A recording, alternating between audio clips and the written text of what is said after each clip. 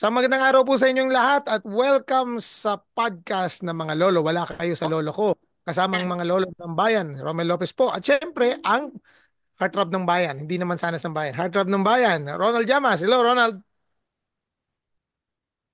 Hello, magandang araw, Romel. At doon sa ating nawawalang Pulitzer Prize winner na Romel. Kausap ko yung mga multo kagabi. Medyo masama loob nila. Balak nila magwelga. Balak nila Oh, bakit daw? magwelga ngayong Halloween. Dahil nasisira daw yung pangalan nila dahil dito sa DPWH. No? Hindi naman daw Nasa sila Ghost ganun Project. kasama eh. Nasisira yung pangalan ng mga multo. No? Dahil Ay, sila hindi. nananakot lang.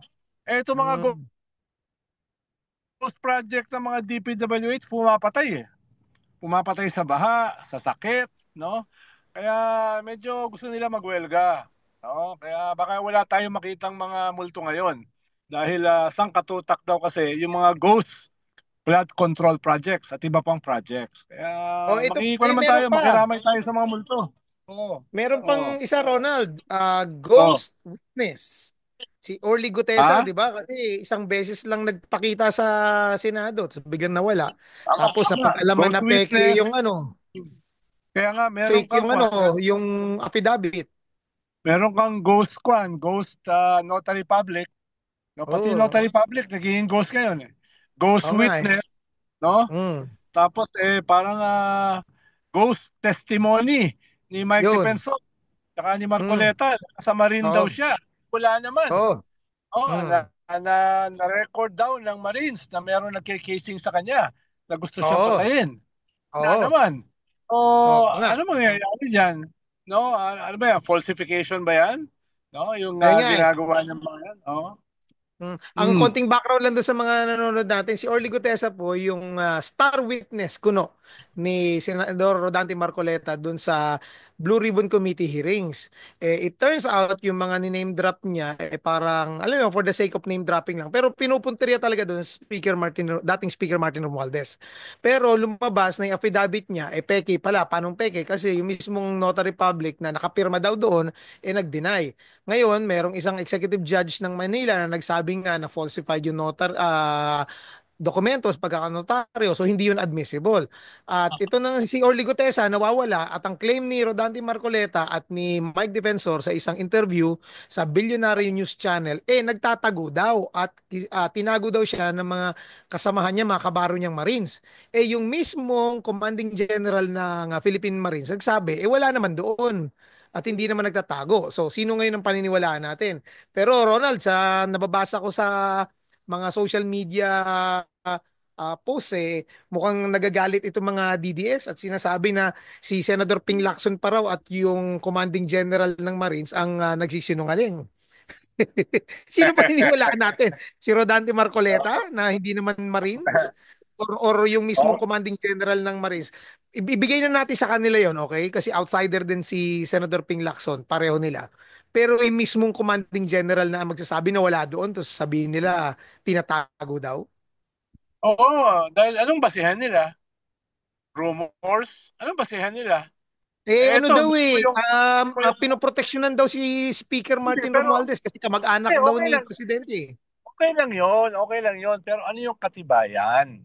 Di Yun. ba? Mm. Okay lang yun, no? Halimbawa, yung testimony ni Marcoleta, kahit fake yun notary public, it remains a testimony. Pero kung wala Correct. siya, baliwala yung testimony. Kung Mm. nandun siya, so tatanungin siya. No? Magpapakita malamang. Humingi si Senator Ping Lacson kay Speaker Martin ng logbook, ng security, ng Mm. subdivision. No? Ano doon, lalabas doon kung may pumasok nga na maraming sasakyan na may dalang limpak-limpak na salapi. Yung Mm. manager ng construction firm na gumagawa ng bahay niya, dapat maglabas ng affidavit dahil ang daming Mm. construction workers doon eh. May nakita Correct. ba sila? No? Et cetera, et cetera. So, yun yung kailangan. Kaya mahalaga na magpakita si Gutesa sa hearing ng Blue Ribbon sa Mm. November 14. No? Mm. Siya kasi ang makakapaglinaw kung totoo o hindi. Itong mga sinasabi ng mga tao. No? Pero Napakahalaga kasi ng testimony niya eh. Pero ang tanong ko sa iyo, Ronald, ikaw ba magtitiwala ka sa isang tao na pumunta sa isang hearing na hindi lang basta hearing ito sa isang barangay or isang court Hmm. hearing, pero ito yung hearing ng Senado na ilang milyong Pilipino nanonood at napaka-importante ng hearing na to. At magdadala ka ng isang sinumpaang salaysay na yun naman pala peke. At ikaw pa nagpatunay, sabi mo na totoo ito, lahat ng sinabi mo rito, na ikaw pumirma, na lahat nitong na sinumpaan mo to sa isang notaryo, yung pala, ghost din yung notaryo. Di May, ba? Magtitiwala ka ba sa isang oo, tao na ganyan? di ba Romel, may Latin na term dyan? May Hmm. Latin term dyan eh.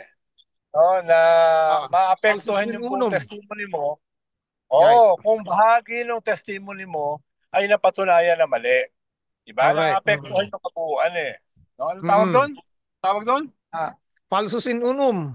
Falsus in Yun. omnibus. Oo, yun ang ibig sabihin nun. So, ah, bibigyan ko ng benefit of the doubt yung testimony niya. Pero nawiwikan yon dahil nga dito sa una, fake yung nag-notarize, fake yung signature. Tapos, Mm-mm. ikalawa, inaasahan siya magsasampa ng kaso, nawala Mm-mm. siya. No, nawala siya. Tapos ngayon, yung kanyang mga sponsors ay sinasabi, nandito siya sa Marine. Sabi ng Marine tsaka Navy, wala siya ron. Sabi Ah, ng sponsor ay mayroong death threat sa kanya, may nagke-casing na nahuli ng Marines. Sabi ng mm-mm. Marines, walang ganon. So, Mm-mm. medyo nagpapatong-patong yung mga Mm-mm. questions, no? Mm-mm. With uh, with all due respect to sa kanyang testimony. So mahalaga, Mm-mm. iset niya yung record straight. Pero kailangan magpakita siya, di ba? Correct. Mm. Tsaka doon ka rin magtataka, ba't bigla siya nawala? Di ba? Oo. Paano Although kasi hinihintay may sa mga narrative NBI na eh? ngayon Ronald, na sinasabi na pinagbabantaan daw kasi yung buhay niya. Again, Oo, nasaan hindi yung ebidensya? Hindi, tayo rin. Marami rin nagbabanta sa atin. Pero nandito pa naman tayo. No? Lalo ka na. Di ba? Hindi mo Lalo na kasi, kay Juan. ikaw, Lalo na kay Ronald, Manny lalo ka na. Mugato. Hindi, Marami nagbabanta. ikaw, marami Ba? kang, Hindi hindi naman sinoling DVD na hinira Manny mo eh. Mugato. Oo. Oo nga eh. Oo nga. Eh, ikaw, nakatira ka pa sa Davao. Ikaw yung Oo nga eh. nasa harm's way sa amin ni Manny Mugato. Pero nandiyan ka pa Oo nga rin, eh. di ba? Oo, Bumabanat. oo. No? Mm, Nagsasalita. So, yun lang mm. naman, no? Bahagi ng buhay yan eh.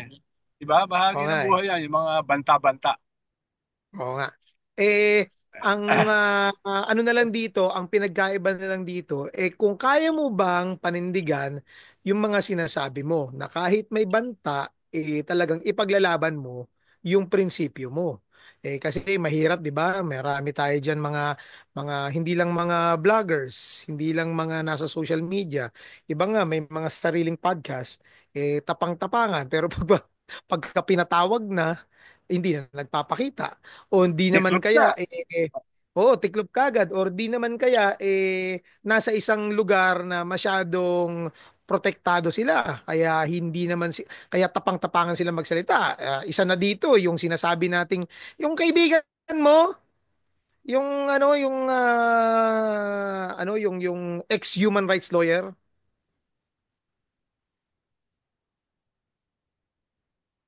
Sino yun? Sino yun? Ayun si Gwen, ex-human rights lawyer. Oh, biglang nawala na. Di Oo. ba? Oo. Oo, Biglang nawala na. Oh. maganda yung Kanina nga, posisyon niyo kinukumpara ko eh. siya dito sa mga senador. Oo. Kanina, kinukumpara ko siya sa mga senador. Ay, yung salin niya, hindi tumutugba sa kanyang mga kayamanan. No? Mm. Nagbigay siya ng 36, 37 million sa Mm. kampanya ni Mm. Juan, ni Sara Vice Duterte. President Sara Duterte. No? Yung kanyang mga nakuhang accounts doon sa kwarto, sa Pogo, sa Porac, Mm. sa kwarto Mm. ni Mr. Supranational. Yung ba, tumutugba sa kanyang tanin, no? Yung kanyang Oo. bahay sa Baguio, no? Et cetera, et cetera. Eh, katulad lang sila ng mga senador. No? Yung isang Oo. senador ay pinakamahirap sa Senado. Eh, almost Oo. 30 years ng politiko. Congressman, senador, governor, di Oo. ba? Tapos Mm. siya yung pinakamahirap sa Senado. Parang nagtatanong ka lang. Nagtatanong lang tayo. Meron kang Tapos senador, 100 million yung kanyang salin. Pero yung ayun. niya sa kampanya ni Digong noong 2016 ay 76 million. No? No? Sobra mo namang mahal yung iyong kandidato na Correct. three-fourths ng iyong kayamanan binigay mo sa kanya. Merong Mm. senador na 70 million plus yung kanyang salin pero may bahay sa Forbes Park. Magkano ba mga bahay sa Forbes Park? Pinakamura lang, kalahating bilyon. Di ba? Billion. Oo. Billion. O hindi pa Mm. kasama yung laman ng Correct. bahay. Di ba? Lupa pa lang So, yon. para naman tayong binubudol, binobobo nitong mga ito. Di ba? Yun ang naman sinasabi natin. No? Oo. Kung magsisinungaling kayo, ayusin niyo yung kasinungalingan. Dahil Mm. bubusisiin yan ni Pulitzer Prize awardee Manny Mugato. No, kalimutan niyo na kami ni Romel, mga small time lang Oo kami. nga. Pero si Pulitzer Oo. Prize, i-research yan, no? Oo. Si Kaya, Manny Mogs ang bubusisi dyan. Ako naman, taga-control ako ng Zoom eh. yan. Ako rin, lang ako rito. Sabit lang ako rito sa dalawang ito. Oh. Hindi naman ako Tingnan mo talaga journalist. Nagkakon lang ako, si hobby lang ito. Nagpapanggap lang. si Ronald po ngayon ay nasa daan kasi magdi-deliver pa po yan. May extra po yung rider. Pero mabuti na banggit mo na rin, Ronald, yung tungkol sa may SALN. Pivot na tayo sa next Oo. topic. Kasi nga, Oo. napag-usapan namin nung last episode dito ni Kong Terry Ridon, na sabi Hmm. nga niya na hindi naman talaga silver bullet din ng SALN. O, di ba, 2016 to 2022, hindi naman nilabas yan. So, akala natin, so, maaring nakakontribute yan, which I think naman, agree ka rin, na nakakontribute yan sa impunity ng mga Correct, kurakot. correct. Kasi nga, hindi naman na Oo, bubusisi eh. Pero even correct. before 2016 naman, di ba nandyan yung Janet Napoles scandal? Ito yung point ni Kong Terry Ridon eh. May salin noon na ilalabas yung salin, pero nangungurakot pa rin. So, in Oh, some ways ba, magiging nahilis tayong na wala naman nagagawa ang salin eh, or nandiyan ang salin pero magagamit na ba natin ito kung hindi man ng ombudsman kasi siya yung may karapatan under his sa power ng office niya to do hindi uh, siya, kwan. Oh, tama naman yung sinabi ni Kong Terry, hindi siya solusyon sa lahat ng problema sa korupsyon. right. Pero Mm-mm. it's a good start, no? Right, right. Lalo na binaboy nung previous ombudsman yung usapin ng salin na hindi na Mm-mm. pwedeng kunin unless may permiso ng sinasalin. Saan ka ba naman nakakita Mm-mm. ng ganon? So at least may baseline ka. Limawa, itong senador, dating Senate President, na pinakamababa sa Senado. So pwede mo na ngayong i-counter check, no? Pwede mo na Mm-mm. i-counter check na sa LRA, meron ba siyang mga ari-arian, bahay, mansyon, lupain na hindi nakasama sa Mm. kanyang salin? Meron bang mga bahay, lupain yung kanyang kamag-anak, immediate family na hindi nakasama sa salin? Sa Right. Mm-mm. LTO, meron bang mga sasakyan na nasa pangalan niya at saka sa kanyang immediate family na hindi nakasama sa kanyang salin, no? Yung AMLA, pwedeng pabuksan yung mga bank accounts niya, no? Hindi Mm-mm. ba nasama sa mga salin? Katulad ng ginawa kay Corona, di ba? Correct. Kay Oo. Corona, Mm-mm. meron pa lang $2 million na bank account na hindi kasama sa kanyang salin. So, yung mga ganun ba? Yung Correct. Mm. Bureau of Immigration, pwedeng tignan gaano kadalas ba siya bumiyahe, no? Mm. Buwan-buwan. Ay, naka-report ba 'yan, no? Yung mga ganun, pwede mo Oo. i-triangulate para makita kung Oo. consistent ba yung kanyang lifestyle sa kanyang salin. Mm-mm. At kung hindi, theoretically, legally, pwede siyang kasuhan. Pwede siyang makulong ng 1 to 6 years at mabar from Mm-mm. running for any position permanently. Hindi yan Oo. pa na kung papatunayan na mali yung kanyang salin. Dahil Mm-mm. falsification yan eh. No? At Right. Oo. pwedeng kumpiskahin yung mga wala sa kanyang salin. Pwedeng kumpiskahin Mm. yun. No? Yeah. So, yes, tama ka. Tama si Attorney Terry Redon na hindi yan solusyon, hindi yan silver bullet. Sa lahat ng korupsyon, sa halimaw ng korupsyon, hindi siya silver bullet. Pero makakasakit siya. No? Right. Oo. Makakasugat, paano, makakadaplis. No? Tama Yun yung yung sinabi ni Kong Terry Ronald Sabi niya sa last episode. So anong alternative nyo? Sumuko na lang tayo, hayaan na lang natin. Mabuting Mm. meron na ganyan, 'di ba? Kahit papaano, ang salin kasi 'di ba, kahit papaano nasisilip natin yung Mm. masyadong secretive world ng mga politiko lalo na pagdating sa kung paano nila nakukuha yung kanilang mga ari-arian. Kagaya nito, may mga expose ngayon na nagagawa ang ating mga kasamahan sa trabaho, mga reporter, mga journalist, na itong isang Mm. senator pala, yung yung poorest senator daw, Ronald, na Mm. nakapagdalo ng sing-sing sa kanyang asawa na worth $1 million. Meron Oo. palang mansyon sa Alpha Land Baguio na ang isang Oo. property pa lang doon worth 50 million na. Samantalang ang net worth niya, 18 million lang daw ang kanyang net worth. 18. Oo. 'Di ba? So, ang Tama. mahal-mahal ng property doon sa Alpha Land Baguio, mala Ronald, mala erap lag cabin ng mga mansyon doon At storya pa isa doon ang Oo. magkapatid na Kaya yacht. dapat ikaw na yan, investigahan. Ha? Or else, Mm. mababaliwala. Oo, or else, mababaliwala yung mga salin na yan. Dahil Mm. basihan yan eh. Hindi siya kompleto, pero initial siyang basihan. No? Correct. Eh, Oh. itong Mm. previous, kwan mo, ombudsman, nag-propose ng batas na hindi lamang, hindi lamang yung hindi ilalabas ang salin. Kung hindi yung babanat, magpupuna sa salin, ay pwedeng makulong ng 5 taon. Oh, tapos gusto niya ipagbawal ng mga lifestyle check. Dahil O, kahit di yung ba? lifestyle ng mga politiko ay talamak, walang pakialam ang publiko para questionin yun. Nag-propose din Mm. siya na dapat sa usapin ng national budget, dapat hindi na kailangan yung COA, no? Mm. Yung COA, no, yung mga reports ng COA hindi na kailangan. Nag-propose din siya. Minsan, na-abolish na yung ombudsman.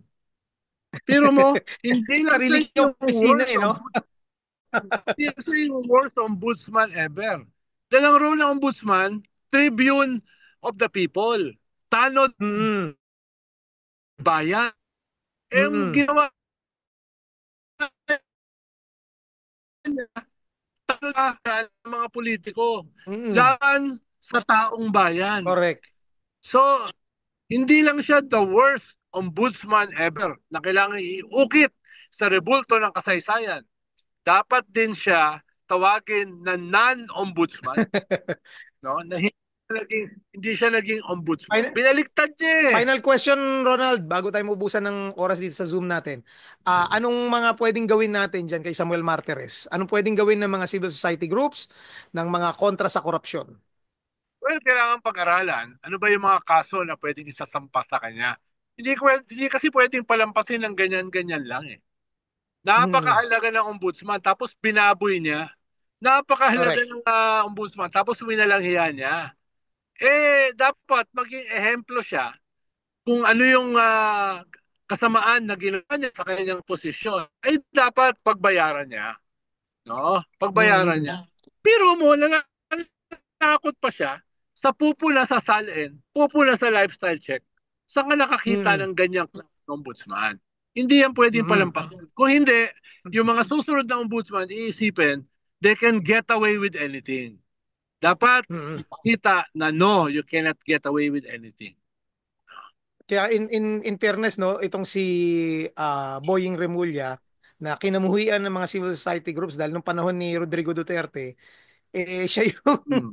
siya yung supporter masyado ni Duterte sa Kongreso In fact, siya nga sa mga architect ng ABS-CBN franchise denial Pero as soon as Hmm. nakapwesto na siya rito as Justice Secretary o Ombudsman, naging malaking tinik siya sa side ng mga Duterte. At ito na nga, at siya ang paborito parating tinitira ng mga DDS sa kanilang mga social media posts. So, let's hope and pray lang na hindi lang to no Ronald, hindi lang to theatrics or what. It's a really honest attempt to clean the government. Yes, ang tingin ko hindi lang to lingas kugon. Dahil kung Mm. hindi nila to gagawin, hindi nila siseryosohin, hindi nila dadalhin sa logical conclusion, sasabog to sa kanilang mga muka. At Mm. i-exploit ito ng kanilang mga kalaban. Kaya Mm. tingin ko, hindi lang usapin ng prinsipyo, hindi lang usapin ng higher purpose, usapin ng kanilang sheer survival. Kailangan nilang gawin ito. Mm. At saka Ronald, nakita rin na natin yung tindi ng epekto ng issue ng corruption sa investor confidence sa Pilipinas. Oo, kausap ko yung mga employers consideration. Wala na daw pumapasok na investors. No? Mm. Wala na pumapasok. Kaya kailangan talagang ayusin ito. Kaya nagpirmahan yung labor at saka management. Yung pinakamalalaking labor groups, pinakamalalaking employers consideration. Pumirma sila laban sa korupsyon, pero laban din sa mga nagbabalak na gamitin yung galit para magtayo ng military junta. Para Yun. gawing all si Vice President Sara Duterte. No? Tutol din sila ron. Hindi ganun kadalas yan. Ha? Labor and management gumagawa ng statement together. Last Mm, Sunday mm. yan. Pa nila. Kaya nga. No? Kaya nga. Kaya ito yung mga kakaabangan din natin na kahit na naka parang vacation mode tayo itong weekend na to, Ronald, kasi undas simula ngayong gabi, at least Yes. merong, alam mo naman, di ba, bantay-bantay din pa rin ang, lalo na military and police, bantay-bantay kasi may mga adventurous na maaring i-take advantage yung letting our guards down, pero yung pala biglang 'di ba? Magdadala na ng lighter Oo. kagaya ng ginawa nila. So baka yung mga rally na yan hindi lang mangyari noong November 30, malay natin over the weekend hindi natin ah, Yes. hindi tayo dapat papakasigurado. At yan na po, kagaya ng shinare ni Ronald, may mga business communities na rin nagsabi. At 'di ba unang nagbanggit niya si Secretary Gibo Teodoro na yun nga na Mm. talaga kung magkakaroon ng military junta talagang walang susuporta lalo na sa international community. International community. Mm. Okay, Okay. so dito lang po tayo ngayon mga lolo, lolo at tito, tita ng bayan at enjoy nyo po ang inyong bakasyon. Punta po sa sementeryo. Huwag ho kayong manap ng ghost project doon dahil walang ghost project sa sementeryo. Mm. Baka makakita kayo ng ghost pero punta po kayo doon para syempre mag-reunion kasama ng mga mahal nyo sa buhay na buhay pa. Pero Mm. alalahanin nyo rin yung mga inyong mga mahal sa buhay na nauna na ipagdasal ninyo at alalahanin nyo yung kanilang mga memories nung sila'y nabubuhay pa. Maraming salamat, Ronald. Maraming salamat po sa lahat Salamat. ng ating Happy tagapanood. Halloween. Happy Halloween, Happy no? Halloween, Sa Happy lahat. All Saints Day, Happy All Sa, Souls Day. pati sa mga tunay na multo. Hindi mga ghost project. Yan, si Ah, Ronald, defender ng totoong ghost. yes, Hanggang, yes. hanggang sa muli po, Ah, para mula dito sa Wala Kayo sa Lolo Ko, Ronald Llamas po at ah, Bromel Lopez. Bye-bye! salamat.